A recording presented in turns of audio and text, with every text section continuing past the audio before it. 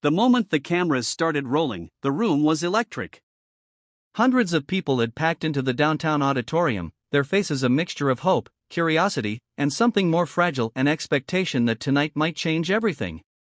Kennedy stepped onto the stage, his heart hammering against his ribcage, but his voice rang steady. We are living in an age where truth is increasingly filtered, reshaped, and, in some cases, silenced, he began, scanning the crowd, seeing not just attendees, but ordinary citizens who longed to feel heard. A shiver ran through the audience.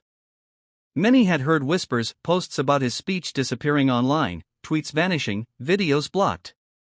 Kennedy paused, letting the tension swell.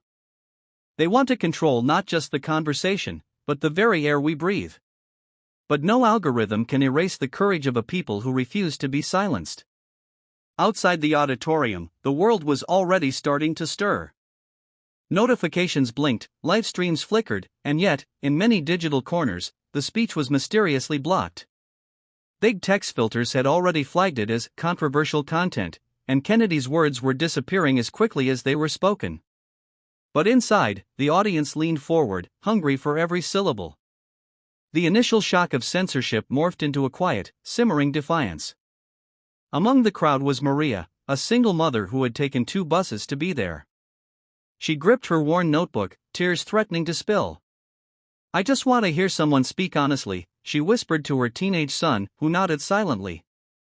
Across the aisle, Jamal, a young tech worker frustrated with the growing disconnect between corporate power and public voice, clenched his fists. "They're afraid of this," he muttered under his breath, eyes locked on Kennedy. Kennedy continued, his voice rising with a deliberate calmness. "Silence is easier than debate, but history favors those who confront it. We will not let invisible gates decide our reality. We will speak, we will listen, and we will stand together." Every word seemed to reverberate through the walls of the auditorium. For a moment, the outside world didn't exist, there was only the people in that room, and the unflinching truth they were finally allowed to feel. Then came the challenge. Halfway through, the live stream cut out. Phones lit up with messages, video unavailable. Content restricted. Panic rippled through the audience. Kennedy paused, sensing the fear, but he refused to falter.